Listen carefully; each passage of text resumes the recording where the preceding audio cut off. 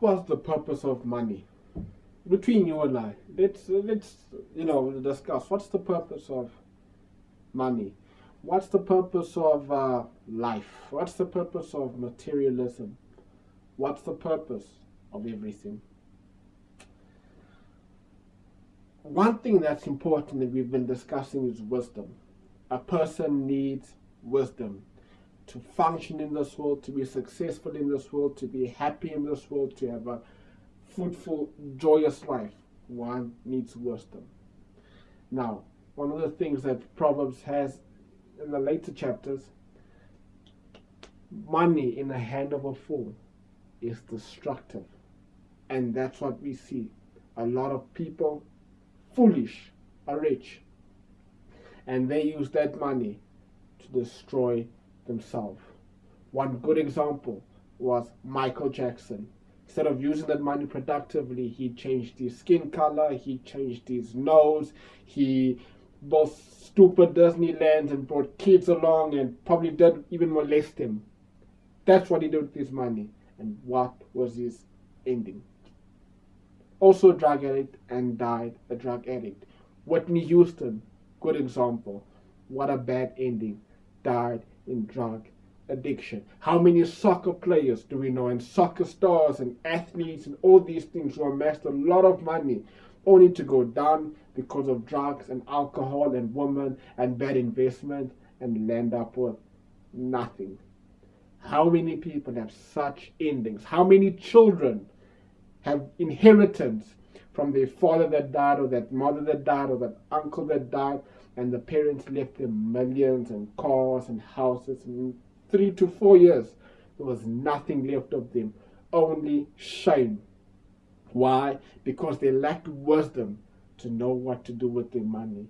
And money was created to make us able to purchase things for our family, to nourish us, to buy food, to wear clothing, to be able to travel, to get around, to provide for our children, to take them to school, to show love and care to our wives, to take care of our grannies, to take care of the widows, to give to the orphans. And that's what we have to do with money.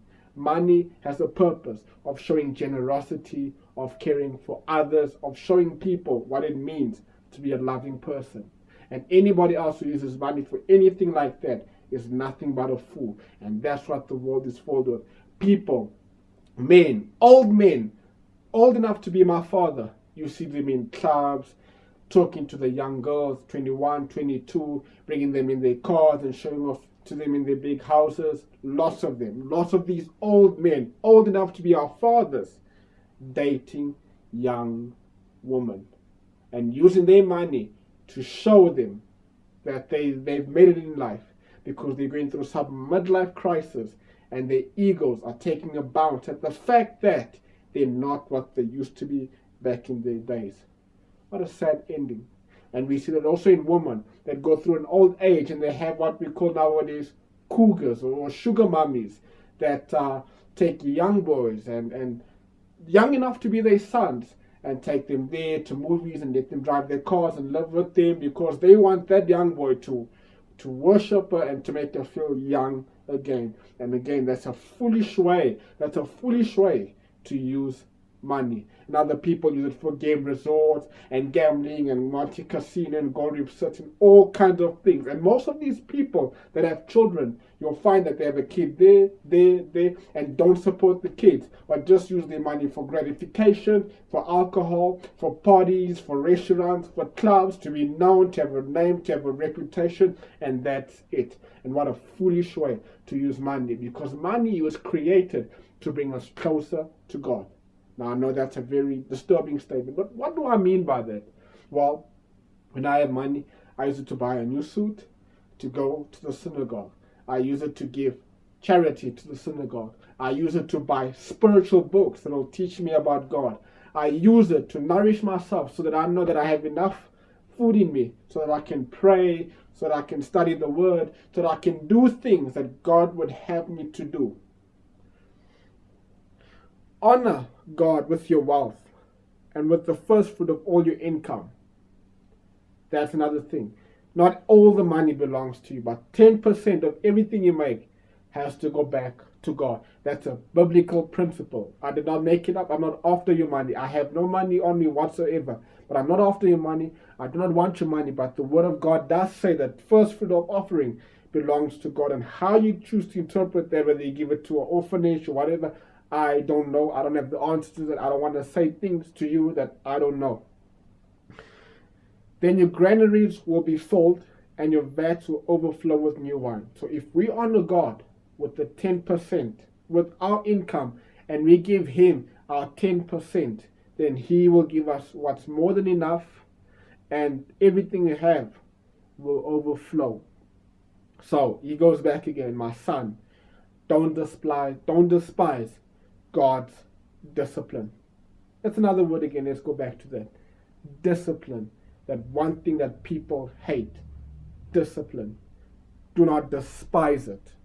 Why? Or resent his reproof. Why? Because God corrects those he loves, like a father delights in his son. Now, we live in a world where everybody is spoiled nowadays, and kids get everything. You want a candy, here's a candy. You want a new cell phone, here's a new cell phone. You want a new watch, here's a new watch. You want a new TV, here's a new TV. You want a new PlayStation, here's a new PlayStation. You want this, you want that. And when the child doesn't get that, the child cries and the child throws tantrums, and the parents give in to that child and give in to the child's manipulation and give the child whatever they want. And it happens right until their teenage life, until their old age. Like that. Spoiled. And they cannot accept no, they cannot accept when things don't go their way. And they think that God reacts like that to them. They think they can make demands to God and tell God what to do. And if God does not give them what they want, they hate God and they build a case against him and try to bring every other religious person down. What a sad world we live in. But the truth is, God is the best father we can ever have.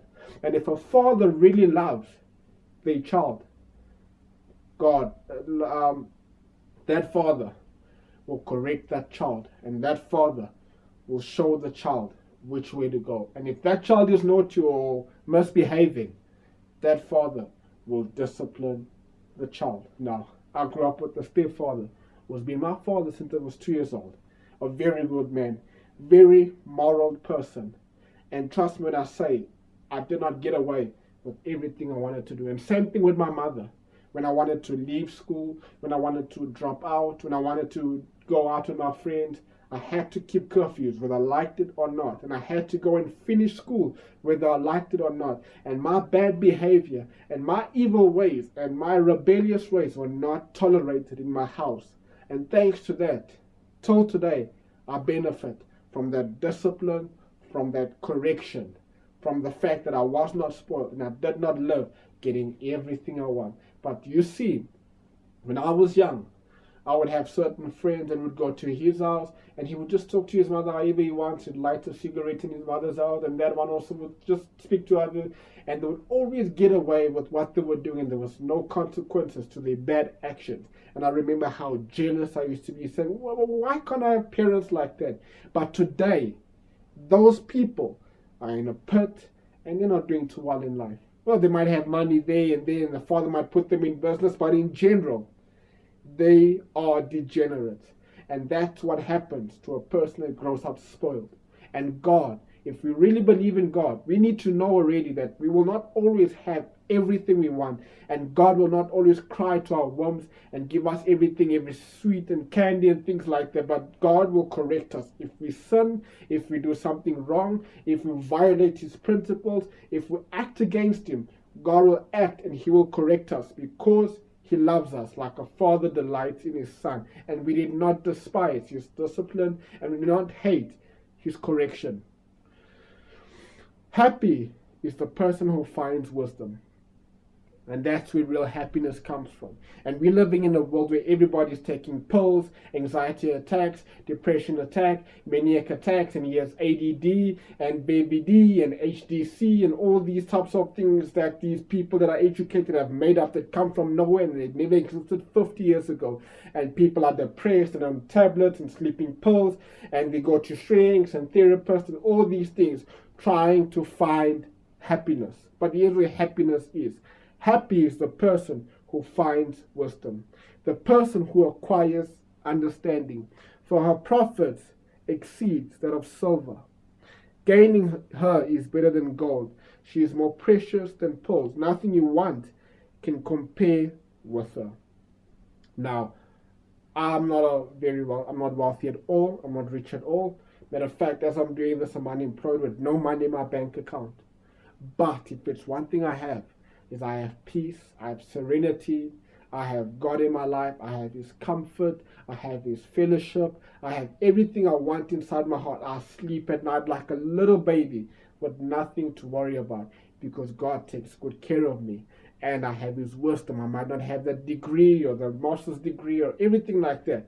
Well, I have a diploma in human resources, but besides that, there's nothing special about me. I'm what they call a nobody and a failure in life. But if it's one thing that I have that no one can take away from me, it's my modesty, it's my peace, it's my serenity, it's my joy, it's my comfort, it's my care. It's the fact that I can live life joyfully. And that's the benefit of wisdom. And no amount of money can buy feelings like that. No amount of prestige, no amount of honor, no amount of fame, no amount of woman can buy the eternity that God puts inside a man. That comfort knowing that I can even die today and I am not afraid of death. No amount of wealth and possessions can buy that. And that shalom, that peace far exceeds all these materialism things. Long life is in her right hand, and riches and honor in her left hand. Her ways are pleasant ways, and all her paths are peace. She is a tree of life to those who grasp her, and whoever holds fast to her will be made happy.